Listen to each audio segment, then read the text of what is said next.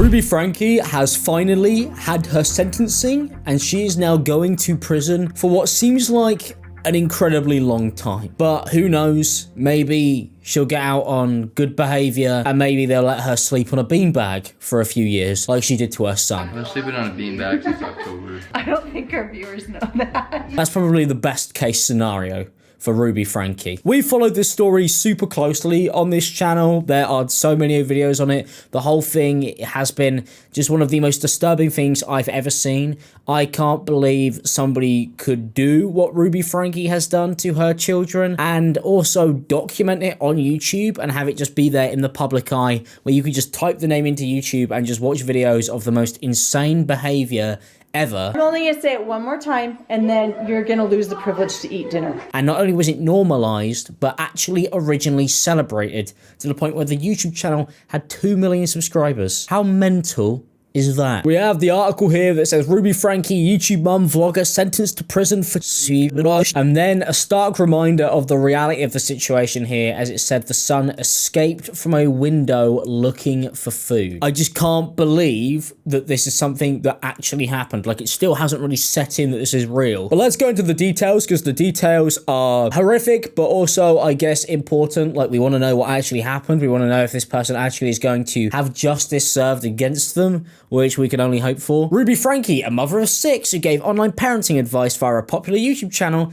was sentenced to 4 prison terms between 1 and 15 years each. The thing about that kind of worries me is that there is the chance that she could just serve 4 one-year sentences, which would be mental for what she's done. I mean, she duct taped her kids and like locked them in a house, and they had to climb out of a window, and they hadn't eaten anything for a long time, and she might only get out for like 4 years. That's crazy, by the way. She had 2.3 million followers on her now deleted YouTube channel. Yeah, because that channel's actually gone now. I think they deleted it, by the way. I don't think YouTube managed to get there in time to like strike their videos down. I think they realized they were going to be in trouble and went, oh, we should probably, we should get rid of this. This is like evidence, isn't it? We should get rid of this now. They were at the home of Jody Hildebrand, owner of a self-improvement counseling business. Now, if you've seen the videos that Jody Hildebrand posts, they're crazy. And they counseled people and gave them therapy. That's good, isn't it? The fact that 2 of the kids were locked away in this woman's house is just absolutely mental. But one thing that I didn't actually know is that one of Franke's daughters was later found in a similar condition, but then Shari Franke, who's like the older sister, posted a picture with the caption, "Finally." So I guess she was over the moon, understandably, to finally see her mum get caught. Makes you think how something didn't happen earlier, or why people didn't go to the police earlier. Like, why did that not happen? Like, people must have known about this. So why did it get to go on for as long as it did? But then if you actually have done research into this, which I have, you would know that Child Protective Services actually went to the house multiple times and just did nothing about it. They went multiple times and they thought everything was fine, which is crazy, because now she's got up to like 500 years in the pit of hell to serve in prison, if we're lucky. So apparently they pled guilty. At least they didn't try and defend themselves, but that probably meant that is why they got a lenient sentence, because they had shown some form of remorse, which is insane, because if you watch any of the videos, she revels in what she does to those kids. She absolutely thoroughly enjoyed every minute of it. She made a YouTube channel out of it, so she loved it. She believed dark was light and right was wrong. I would do anything in this world for you. I took from you all that was soft and safe and good. Yeah, I don't believe that at all, because her punishments went on way longer than any person would punish somebody. You know, she took her kid's bedroom away for months on end and bragged about it on the internet. So I don't believe that at all. For the past 4 years, I've chosen to follow counsel and guidance that has led me to a dark delusion. I guess she's talking about Jody Hildebrand. She's throwing Jody under the bus. She's being like, this is the woman who was the real reason that I was crazy, even though she had a YouTube channel way before that where she did all of this stuff. So my distorted version of reality went largely unchecked, as I would isolate from anyone who challenged me. Well, yeah, I mean, you went into business with a nut job, so that's yeah, that's accurate. Hildebrand also offered a statement saying she desired for the children to heal physically and emotionally. I mean, I don't really care what any of these people have to say, to be honest. I really don't have any interest in what they have to say. One of the reasons I did not go to trial is because I did not want them to emotionally relive the experience, which would have been detrimental to them. My hope and prayer is that they will heal and move forward. Well, maybe you just shouldn't have done it in the first place. That would have been good, wouldn't it, really? Or realized early on that this was absolutely horrific. But you guys tried to put this onto other children. That's the most insane thing. Like, these guys ran a co-owned business where they would give therapy and advice to other parents to do this to their own kids. Are we ever going to hear about the people who paid for that service or signed up to their Facebook group?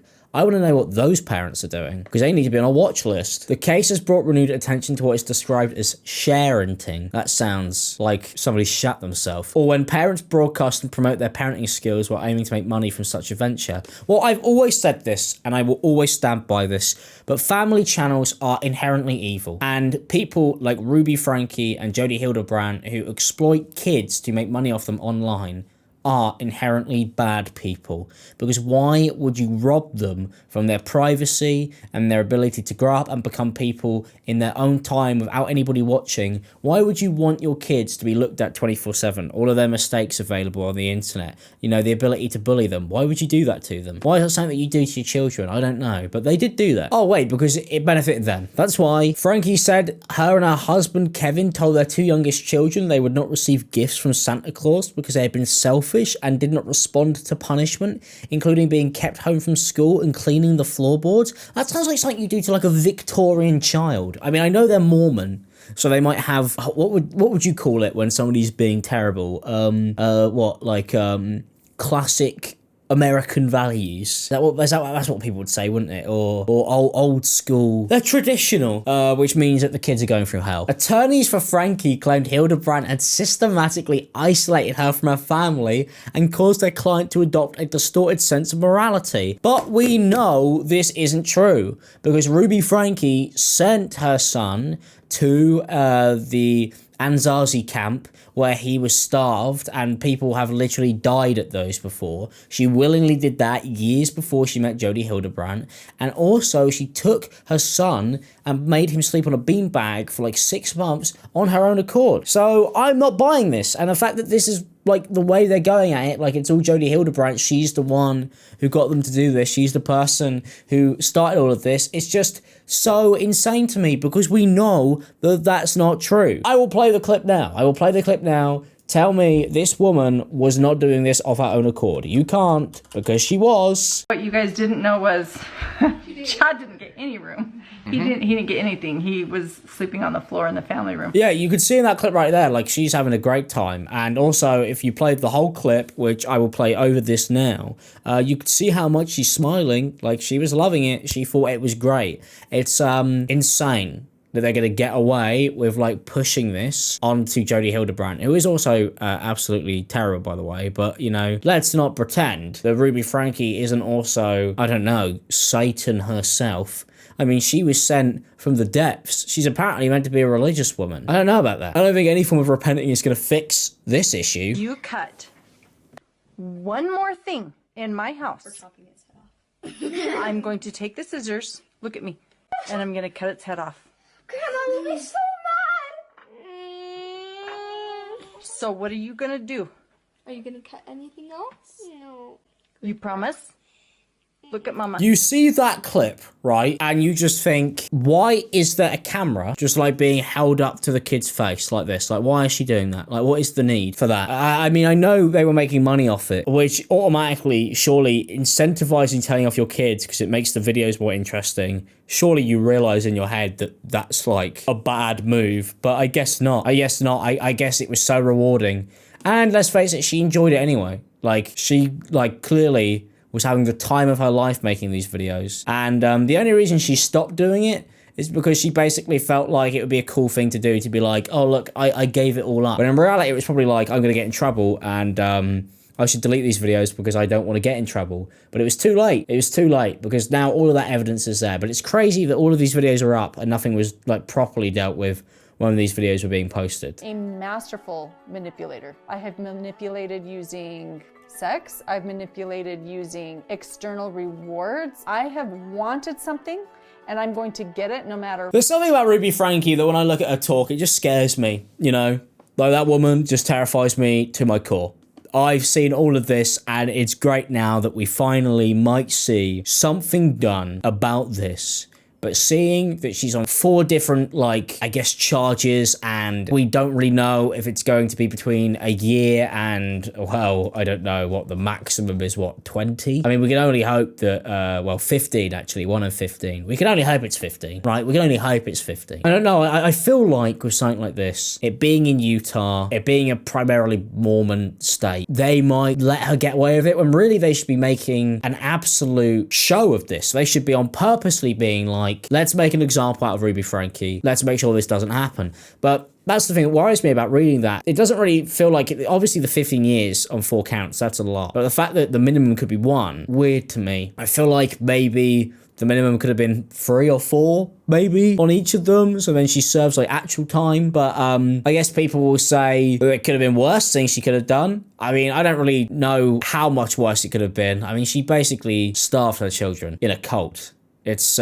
pretty bad. She kicked one of the kids out of the house. They were 18 though, so I guess that's okay. Purely because of the fact that she thought, I guess, they were gonna like ruin the family business of making money off of exploiting kids. But I hope now that more family channels and more people look at YouTubers who are running around filming their kids, and just there's more scrutiny on people like that. Even recently, I've been seeing loads of stuff with Austin McBroom from the Ace family. Now, I don't think that he does anything to this level, but having like a weird public jokey faked breakdown where your whole business is posted online, the effect that will have on the children when he's going through a divorce, turning it into like a content machine, surely that can't be good for them, right? Turning the kids' lives and your life into a content machine, because at a certain point, if you're a parent, you've got to have the ability to understand that your life is more than just your life. You have kids and they're looking at you and you're embarrassing them and you're making it harder for them. So, you know, I don't have kids. So if I embarrass myself on the internet by pretending to camp out in a camper van outside my divorced wife's house, then I just look like a freak.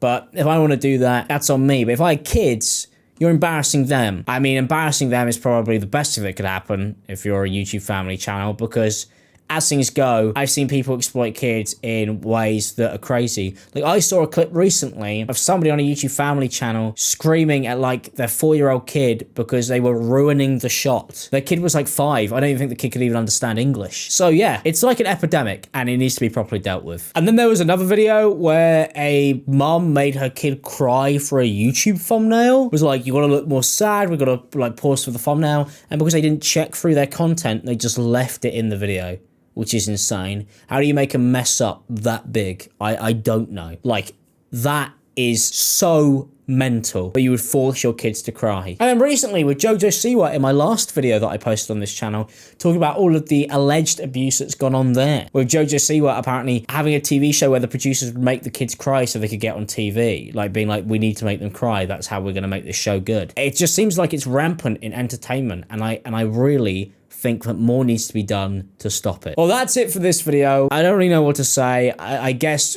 this has come to an end. It'll be interesting to see what happens with Jodie Hildebrand. Yeah, the whole thing is just so disturbing, and it's part of the problem, and the problem is way bigger, and everything needs to be cracked down upon. I will see you guys hopefully in a video soon that's more upbeat than this one. Have a good day, and don't watch these YouTube channels, please. Do not watch family vlogging channels. They are scum. Bye.